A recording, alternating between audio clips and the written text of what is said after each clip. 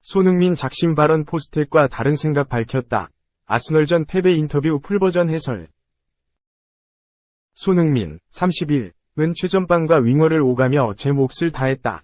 후반전 추격의 불씨를 살리는 페널티킥으로 프리미어리그 16호 골을 기록했다. 현지 언론에서 토트넘 선수 중 가장 잘했다고 평가됐지만 중요한 순간 팀 패배에 쓴소리를 했다. 토트넘은 28일 영국 런던 토트넘 호스퍼 스타디움에서 열린 아스널과 2023에서 24시즌 프리미어리그 35라운드 북런던 더비에서 2-3으로 졌다.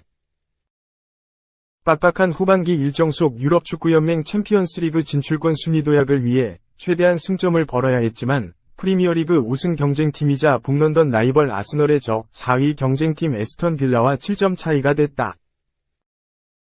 토트넘은 올 시즌 해리 케인이 팀을 떠난 뒤 붙박이 9번 공격수가 없다. 히샤를리송이 있지만 컨디션 난조에 믿고 쓸만한 스코어러는 아니다. 엔지 포스테코글루 감독은 득점력을 위해 손흥민 최전방 배치, 손톱, 플랜을 꺼냈다. 토트넘이 홈구장이었지만 아스널이 경기를 주도했다. 손흥민은 뒤를 받치는 제임스 매디슨과 아스널 빈틈을 노리려고 했지만 쉽지 않았다. 아스널은 수비 시엔 빠르게 촘촘한 대형을 만들어 손흥민에게 공간을 주지 않았다. 이후 카이 하베르츠, 부카요 사카 등이 매섭게 몰아치며 연속골에 성공했다. 토트넘은 전반에 연속 실점으로 순식간에 3골을 내줬다. 포스테코글루 감독은 후반전 휘슬이 울리자 파페 사르를 투입해 변화를 줬다. 후반 17분엔 히샤를리송, 비수마를 투입해 손흥민을 측면으로 옮겨 아스널 골망을 조준했다. 메인 포지션인 윙어에서 손흥민은 더 날카로웠다. 토트넘은 순간 틈을 놓치지 않았고 후반 18분 로메로가 아스널 패스 미스를 낚아채 만회골을 넣은 데 이어 손흥민이 벤 데이비스가 유도한 페널티킥을 성공해 추격의 불씨를 살렸다. 후반 추가 시간까지 몰아쳤지만 승리의 여신은 토트넘 편이 아니었다. 손흥민은 경기 후 인터뷰에서 2골 차이로 추격했을 때 경기를 뒤집을 수 있었다. 특히 이런 라이벌 매치에서 실점하면 정말 어렵고 고통스럽다. 우리에게 좋은 기회가 많았다. 골대를 때리거나 파울 등으로 득점이 인정되지 않는 경우가 있었다. 라고 말했다. 전반기 매서웠던 토트넘은 후반기 경기력이 요동쳤다.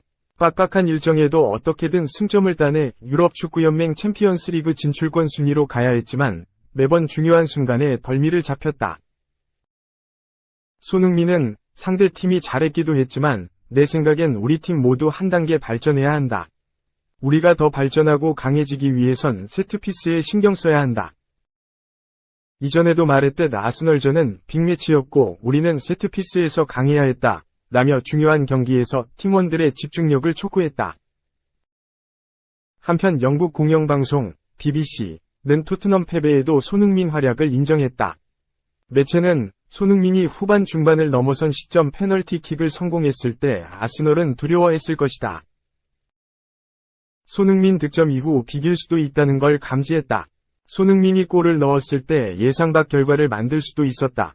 라면서 이번 북런던 더비 토트넘 선수 중 최고 평점 5.48점을 부여했다. 2. 포스텍은 전술훈련 안에 다이어 공개 디스 재조명. 뻔한 지공으로 북런던 더비 패배 자처.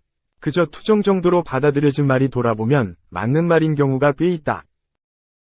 올 시즌 전반기 토트넘에서 출전 기회를 잡지 못한 바이에른 뮌헨 수비수 에릭 다이어는 지난 1월 뮌헨으로 이적한 후 현지 언론과 인터뷰에서 엔지 포스테코글루 토트넘 감독을 공개 비판했다. 다이어는 지난 4월 오버랩과 인터뷰에서 토트넘 시절에 함께한 감독들의 스타일, 일화 등을 소개했는데 전술가로 대중에 알려진 포스테코글루 감독에 대해선 전술적인 작업, 훈련을 전혀 하지 않는다고 말에 충격을 안겼다. 다이어는 월요일부터 금요일까지 모든 훈련은 그가 원하는 플레이 방식을 표현하기 위해 진행된다고 말했다. 상대팀에 대비한 전술 훈련보다는 포스테코글루 감독식 닭공에만 몰두하고 있다는 얘기다. 다이어는 전임 안토니오 콘테 감독은 눈 감고도 할 수 있을 만큼 전술 훈련을 시켰다. 그 전술이 다들 몸에 벨 정도였다. 고 전임 감독과 현재 감독을 비교했다. 인터뷰가 공개되기 전 토트넘은 홈에서 노팅엄 포레스트를 3에서 1로 대파했다. 다이어의 발언은 설득력을 얻지 못했다. 그저 팀을 떠나야 했던 선수의 투정 정도로 받아들여졌다. 하지만 토트넘은 지난 13일 뉴캐슬 원정에서 0에서 4참패를 당했고 28일 아스널과 홈경기에서 2에서 3으로 패하며 연패 늪에 빠졌다. 승점 60점에 머문 토트넘은 유럽 챔피언스리그 진출 마지노선인 4위 에스턴 빌라 67점와 승점차가 7점으로 벌어졌다. 빌라보다 2경기 덜 치렀지만 경기력과 팀 분위기가 좋지 않아 뒤집기를 기대하긴 쉽지 않아 보인다. 포스테코글루 감독은 챔스 진출을 위해 중요했던 이 연전에서 맞불을 놓는 기존 스타일을 고수했다. 그 결과 전반 초반부터 수비진이 와르르 무너졌다. 아스널전 스코어는 2에서 3이었지만 전반 시작 38분 만에 내리 3골을 내준 뒤 후반에 어렵사리 2골을 따라붙은 것이었다. 미켈 아르테타 아스널 감독은 포스테코글루 감독과 달리 토트넘의 전술 성향을 고려해 수비 라인을 내리면서 역습과 세트피스로 득점을 노리는 쪽집게 전술로 승리를 거머쥐었다. 빌드업을 통한 토트넘의 지공이 먹혀들 리 없었다. 토트넘은 또 올 시즌 내내 문제로 지적된 세트피스 수비에 또 문제를 드러냈다. 카이 하베르츠의 추가골 장면은 토트넘이 얼마나 디테일이 떨어지는 팀인가를 보여준다. 토트넘은 최근 6경기째 클린시트가 없다. 포스텍 축구에서 선수들은 90분 내내 상대를 압박할 체력과 컨디션을 유지해야 한다. 선두권에 올랐던 전반기엔 제임스 매디슨, 이브 비수마, 파페 사르 등이 최고의 폼을 유지하며 이 같은 축구를 실현할 수 있었지만 후반기엔 핵심 미드필더들의 컨디션이 줄줄이 떨어지면서 팀도 내리막을 걸었다. 후반 막판 페널티킥으로 시즌 16호 골을 터뜨린 토트넘 주장 손흥민은 경기 후 스포츠조선과 믹스트존 인터뷰에서 전체적으로 자신감이 분명히 다운되고 있다. 선수들이 시즌 초반에 비해서 컨디션도 많이 좀 안 좋은 친구들도 분명히 있다. 이런 부분에서 좀 어려운 상황들을 자꾸 부딪히고 이겨내려고 하는 게 제가 볼 때 가장 중요할 것 같다. 고 팀 분위기를 전했다. 토트넘은 쉴 틈 없이 3일 첼시, 원정, 6일 리버풀, 원정, 2연전을 치러야 한다. 15일엔 맨체스터 시티를 홈으로 불러들인다. 당연히 4위 탈환에 대한 희망을 한아름 안고 맨시티에 도전하겠지만 맨시티를 꺾으면 토트넘의 최대 라이벌인 아스널의 20년 만에 우승을 돕게 된다. 진퇴양난이다. 3. 정몽규 회장님, 사선 욕심은 꿈도 꾸지 마세요. 김세훈의 스포츠인. 기업 경영을 위해서도 축구 발전을 위해서도 고생이 많으십니다. 기업이든 축구든 요즘은 참 힘들다는 생각 자주 하실 것 같습니다. 20년 넘게 축구를 취재한 기자로서 최근 1년여 세월은 너무 답답했습니다. 카타르 월드컵 16강 진출까지는 좋았습니다. 손흥민, 김민재, 이강인 등 슈퍼스타들도 다수 등장했습니다. A매치마다 만원 관중이 몰렸고 프로축구 팬들도 점점 많아졌습니다. 한국 축구 르네상스가 도래할 것 같은 기분이었습니다. 그런데 이후부터는 추락의 연속이었습니다. 지난해 3월 회장께서 승부조작 가담자를 사면하려다가 여론의 문매를 맞았습니다.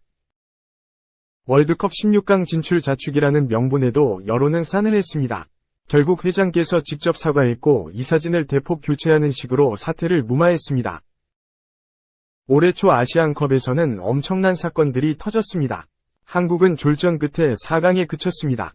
회장께서 좋아하는 위르겐 클린스만 감독은 1년 만에 경질됐습니다. 협회가 엄청난 위약금을 물어야 하는 부담도 안았습니다. 손흥민, 이강인이 충돌한 탓의 대표팀을 향한 팬들의 신뢰는 바닥을 쳤습니다. 회장께서는 다시 불거진 사태 압력에 애매모호한 답변으로만 일관했습니다. 황선홍 감독을 A 대표팀 임시감독으로 뽑는 것도 이해하기 힘든 결정이었습니다.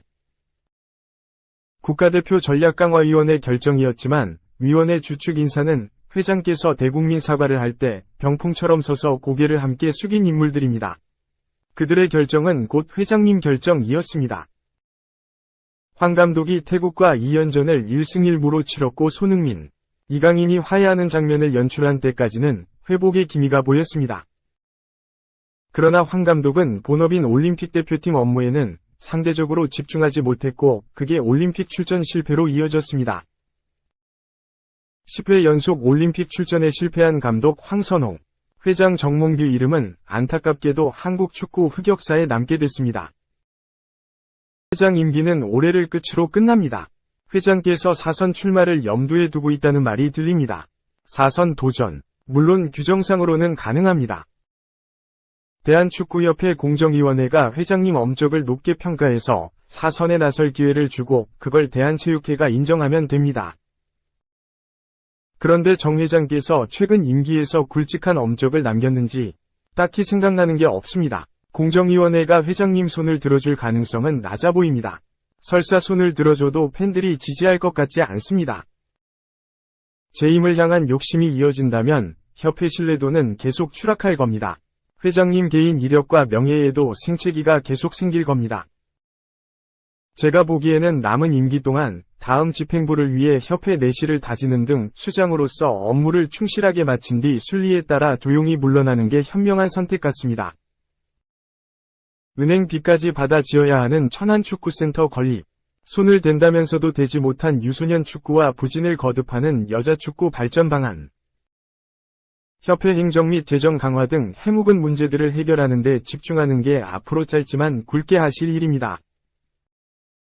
축구단 구단주, 프로축구연맹 총재, 대한축구협회장으로 지난 30년 동안 고생 많으셨습니다.